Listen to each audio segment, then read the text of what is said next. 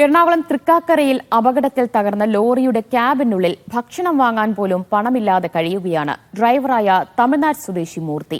മൂർത്തി ഓടിച്ച ലോറിയിടിച്ച് വൈദ്യുതി post തകർന്നതോടെ KSEB ₹1,00,000 പിഴയിടുകയും police licence പിടിച്ചുവെക്കുകയും ചെയ്തു. ഇതോടെയാണ് മൂർത്തി തൃക്കാക്കരയിൽ കുടുങ്ങിപ്പോയത്.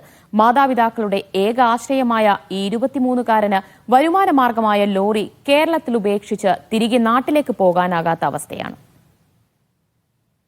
കഴിഞ്ഞ ഡിസംബർ 19 രാത്രിയാണ് തൃക്കാക്കര വേളാങ്കണ്ണി നഗറിന് സമീപം മൂർത്തിയുടെ ലോറി നിയന്ത്രണം നഷ്ടപ്പെട്ട് വൈദ്യുതി പോസ്റ്റിലിടിച്ചത്. ആളപായമില്ലെങ്കിലും വൈദ്യുതി പോസ്റ്റ് തകർന്നതിന്റെ പേരിൽ KSEB ₹60,000 പിഴയിട്ടു. പണം നൽകിയതിനു ശേഷമേ ലൈസൻസ് അടക്കമുള്ള രേഖകൾ തിരികെ നൽകൂവെന്ന് പോലീസും നിലപാടെടുത്തു. ചിലർ ഇടപെട്ട് പിഴത്തുക 55,000 കുറച്ചെങ്കിലും അത്രയും പണം കണ്ടെത്താൻ മൂർത്തിക്കായില്ല. മാതാപിതാക്കളുടെ ഏക അത്താണിയായ ഈ 23-കാരന് വരുമാനമാർഗമായ ലോറി കേരളത്തിൽ ഉപേക്ഷിച്ച് തിരികെ നാട്ടിലേക്ക് പോകാനും കഴിയാത്ത സ്ഥിതിയാണ്. வண்டி பிரேக் ஃபெயிலியர் ஆயிடுச்சு. வேறு என்ன பண்ணுறது தெரியல. அந்தாண்ட ரைட்டில் வண்டி இழுத்து தான் அந்த போஸ்ட்டில் அடித்து தான் வண்டி நின்றுச்சு. நானும் ஓனர் கம் டிரைவர் தாங்க. எல்லாம் கடன் வாங்கி தான் வண்டி வாங்கியிருக்கேன். என்னால் அவ்வளோ பணம் ரெடியே பண்ண முடியல. ஒரு 30,000 வீட்டில் அப்பா அம்மாட்ட எல்லாம் சொல்லி ஃப்ரெண்ட்ஸு எல்லாத்திட்டையும் கேட்டு ஒரு 30,000 ரெடி பண்ணேன். அதுக்கு மேலே என்கிட்ட பைசாவும் இல்லை.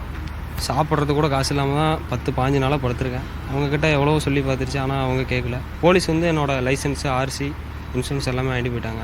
നാട്ടിൽ ഇருந்து ആരും അപ്പ അമ്മ மட்டும்தான் இருக்காங்க. വേറെ ആരും നമുക്കില്ല. പലരിൽ നിന്നായി സംഘടിപ്പിച്ച ₹30,000 മൂർത്തിയുടെ കയ്യിലുണ്ട്. ബാക്കി തുക കൂടി കണ്ടെത്തിയാലേ ലോറി വിട്ടുകിട്ടൂ. ഇല്ലെങ്കിൽ KSEB പിഴത്തുക ഇനിയും കുറയ്ക്കണം.